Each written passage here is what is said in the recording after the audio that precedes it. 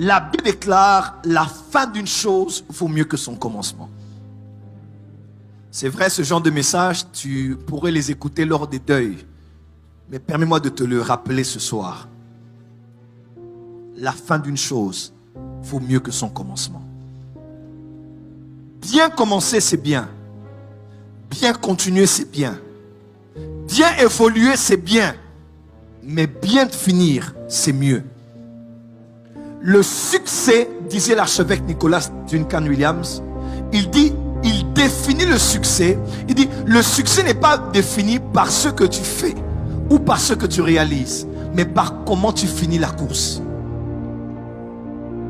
Le vrai succès, que ce soit dans le mariage, que ce soit dans le ministère, que ce soit dans la politique, le vrai succès n'est pas mesuré par combien on a fait, par combien on a réalisé, par combien on a été connu, ou par combien on a produit des résultats, ou même par combien d'impact on a eu. Le succès est défini par comment on a terminé. Ma prière est que tu finisses bien ta course. Tu n'as pas dit amen. Je dis, ma prière est que tu finisses bien ta course. Quand vous lisez l'apôtre Jean, quand vous lisez l'apôtre Paul, quand vous lisez même Jésus-Christ à la croix, qui a dit tout est accompli, c'est des hommes qui ont bien fini leur course. Ma prière, si Jésus ne revient pas et qu'un jour tu vas mourir, que tu finisses bien ta course. Je dis que tu finisses bien ta course. Je répète, que tu finisses bien ta course. Nous qui sommes appelés par Dieu, le plus important n'est pas ce qu'on fait aujourd'hui, mais le plus important, c'est que tu vieillisses avec une conscience pure, que tu vieillisses avec l'onction, que tu vieillisses encore marié et non divorcé, que tu vieillisses avec des enfants qui craignent Dieu et qui continuent à servir ton Dieu, que tu finisses bien ta course. On a été au deuil récemment de l'apôtre Mbie.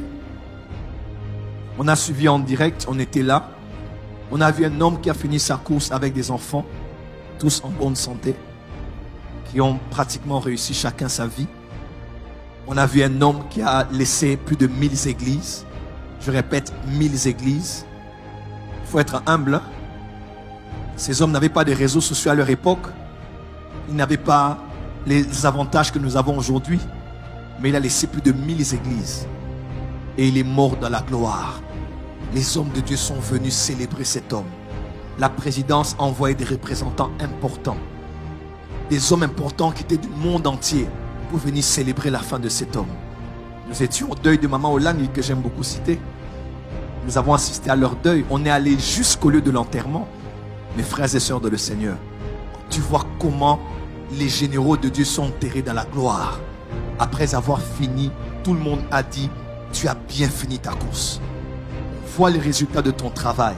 Ils ont des parcelles partout. Ils ont des grands sièges partout. Partout où tu passes, tu verras quelqu'un du combat. Ils sont morts, ils ont laissé des résultats. Et quand vous allez à la 17e rue aujourd'hui, c'est plein. Plein, plein, plein.